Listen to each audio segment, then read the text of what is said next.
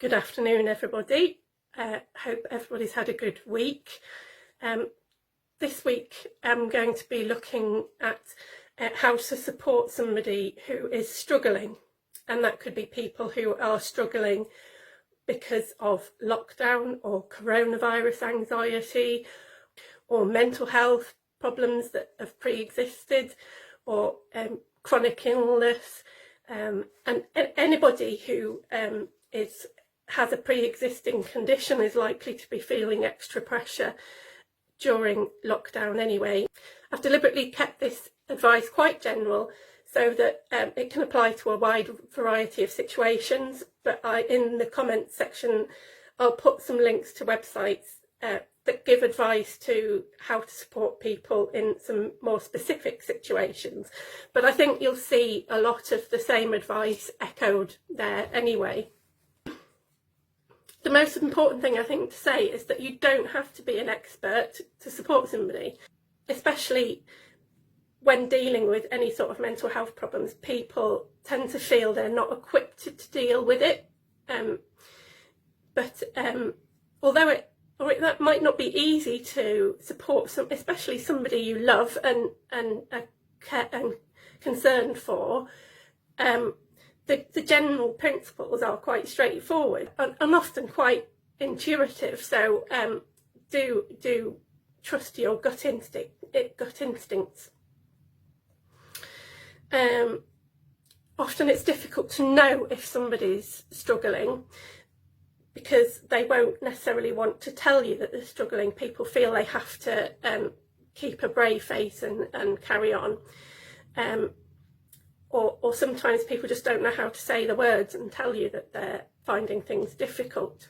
You might want to be extra aware of people that you know who have existing conditions and so on, because it may be that lockdown makes it doubly hard for them to cope. So just to have that awareness in the back of your mind. But some general things you can look out for to see if somebody's struggling is, changes in appetite, decreased confidence, not participating in as many activities as usual. Now, obviously, that's an issue for all of us with lockdown, but you may notice some changes that don't seem quite right. They might be not paying as much attention to personal care or to housework. They might be more tired, more irritable, or having more extreme emotional reactions. Might be saying some odd or unsettling things, avoiding people, avoiding social situations. They might be using their social media differently. For example, posting all the time when that's not normal for them, or not posting at all when they normally would, or making strange comments that don't seem quite right for that person. But the most important thing is to listen to niggling concerns in the back of your mind. You know your loved ones, and if something doesn't seem quite right, check it out with them. So if you're worried about somebody, here's a few do's and don'ts. First of all, check in with them.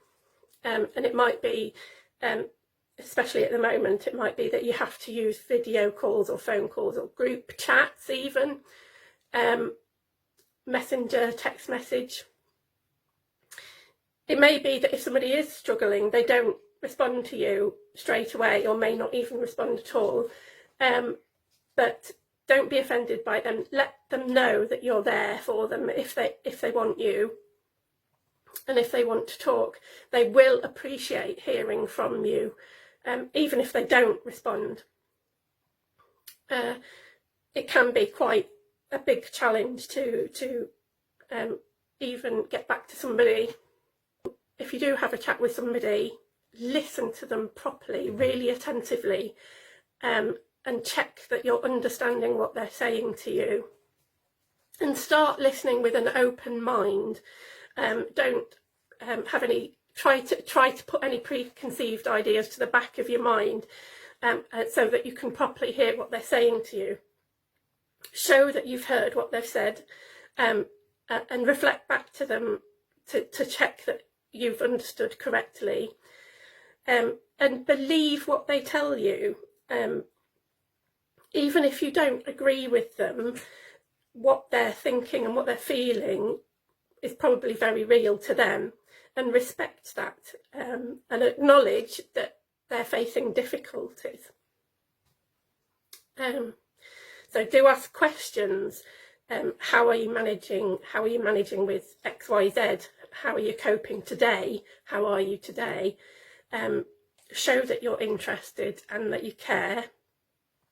Ask them more questions. If they're opening up to you, ask them more questions about what it is that they're having problems with. And if you give them that opportunity, it can be a massive pressure release when somebody feels that they have to keep a brave face and a stiff upper lip, as we often do in this country. The pressure can build up inside us. If you think somebody's really struggling a lot, do ask if they've got any thoughts of either harming themselves or killing themselves. Now, they're two different questions, I must stress. But watch the language about how you ask the question. Don't say, oh, you're not thinking of doing anything silly, are you? Because if people feel that you view their problems as silly, they will clam up and they won't talk anymore. Anyway, I will come back to that at the end. Do offer practical support, but don't force it on anybody. It may be that they appear unkempt, or that they're not looking after themselves well. You can say, would you like me to cook you a hot dinner, or would you like me to do your laundry for you, if you feel that's appropriate and that's the relationship you have with that person. But if somebody doesn't want your help, don't put pressure on them, that's fine. Do encourage people to get professional help if they're really struggling, and offer to provide support in them contacting the GP, or other agencies if that's appropriate. But I mean, maybe you'd like to check that they haven't done that already, because it may be that they're already seeking the appropriate help. Do remember the little things.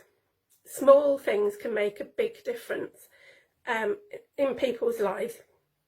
And it's perfectly okay to keep it simple. You don't have to do anything elaborate with people. Offer to go for a walk with somebody, obviously socially distanced walk. You might want to have a chat with them in your garden, in the park. You could send them a postcard, have a Zoom coffee with them. Just do whatever you would normally do together, as long as it fits within the current regulations. Do be yourself. You're in this person's life because of who you are, and they need you as a friend. They don't need you to be a doctor or a counsellor or whatever. And unless you are one of those things, don't try to be. Do talk about the stuff you normally talk about, and talk about yourself as well, but don't interrupt what they're telling you about their troubles to tell them about your troubles. Give people ample opportunity to discuss what they're going through. So some things to try and avoid now. Avoid making assumptions. Don't assume that somebody will be able to contact you when they need some help. It can be a big obstacle for people, and they don't want to bother you. People often don't want to be a burden. Don't assume that whatever they are going through is the same as your own experiences of going through something similar. We're all very different and experience things differently. And don't assume that they want your your help. It may be that it's just too difficult for them to have somebody helping at the moment. It might be that somebody else would be better placed to do the supporting. And remember that it's support that we're doing and not enforcing. There is a difference. Do try to avoid going in and trying to fix all somebody's problems unless they've agreed for you to do so or asked you to do so. Usually what people want is just a listening ear. Try to avoid offering lots of advice and trying to sort everything out for them. It can be quite overwhelming, and it can appear to sort of belittle what people are feeling inside.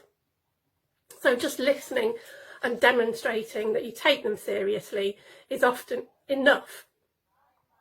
And as I've said, you're not a professional, and Dr. Google is no substitute.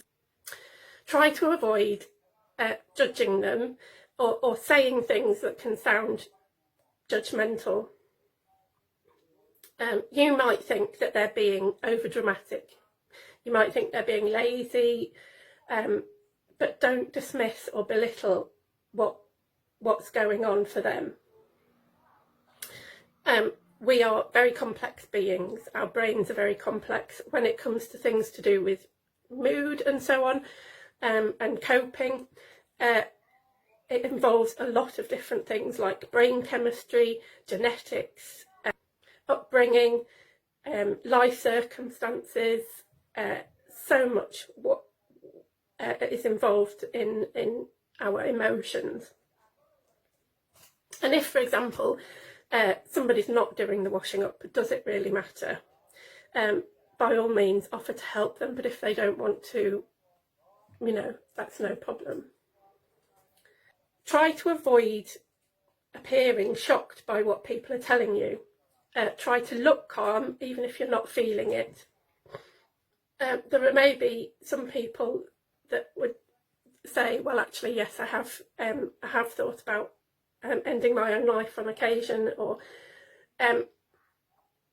I've heard voices from people who aren't there, and so on. If you appear shocked, this can make them clam up and feel awful. Now, actually, I know from personal experience that if you say these things and somebody doesn't appear shocked, it's such an immense relief, and it can make you almost feel better, certainly in the short term, for just having got it off your chest. So don't avoid difficult topics, but don't try to avoid looking shocked if people tell you some tough things. And try to avoid taking anything personally. If people don't want to confide in you, maybe it's easier for them to talk to somebody else, or someone they don't know even. But you may need to be flexible, you may need to be patient and wait until they're ready. And if you make a mistake, do apologise and learn from it. We all make mistakes, we are all human, and you may say the wrong thing from time to time, but just apologise. And if somebody's upset, ask them what is helpful if you've been doing something that's unhelpful. So that's a list of things you may find helpful. It's not by any means an exhaustive list, and as I say, do check the comment section for more places you can go for ideas for supporting others. I did mention that I would say more about crisis situations. As I've said, try to keep calm if somebody's in a real crisis. Ask what would help them. Ask what would help them to keep them safe. Reassure them, and it is quite normal actually for most people to have thoughts about ending their life at points of extreme pressure in their life. It doesn't necessarily mean that we'll go ahead and do anything.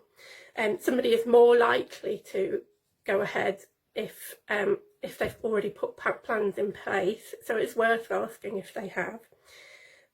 Do avoid confrontation about it, but encourage them to seek professional help.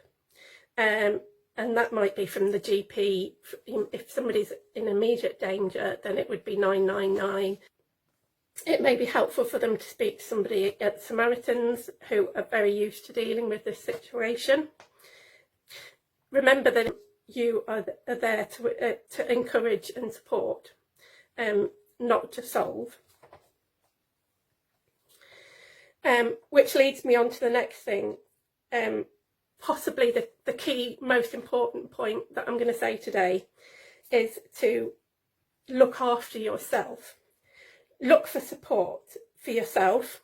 Now, that might be that you ring Samaritans. I've done that before on more than one occasion when I've been supporting somebody else through difficult times, and I've rung the Samaritans and said, I'm finding this really tough. They've given me support for myself, and also talked through with me ideas about how I can help the person that I'm supporting. Look after your own self-care. You don't have to be on hand 24/7 for anybody, and most people won't need that, to be fair. Remember, you can't pour from an empty cup. So if you're exhausted and wrung out, then you won't be able to provide the support at all. Only offer the level of support that you're able to within your other commitments. And it's okay to say that to the person and to discuss that with them. And I mean, I've said to people in the past, you know, I won't necessarily be able to drop everything and help you at any given moment, but I will try to do what I can when I can. And I think most of the points can be summed up by just saying, basically, be there for somebody and do your best to understand what they're going through. And it may be that I've made it sound more complicated than it needed to, but that is what it boils down to in the end. So don't feel too pressured under these situations, and just offer what you can. People do tend to understand that other people have lives and pressures too. If there's other things that you would be interested in me covering in these sessions, do let me know by commenting below, or you could message the page if you would like to. If I don't hear from anybody, I will come up with ideas myself, but I would really like to be able to cover the issues that people want to hear about. But that's it for this afternoon. I hope you do have a good week. If there's anything you want to talk to me about, do get in touch. But for now, goodbye.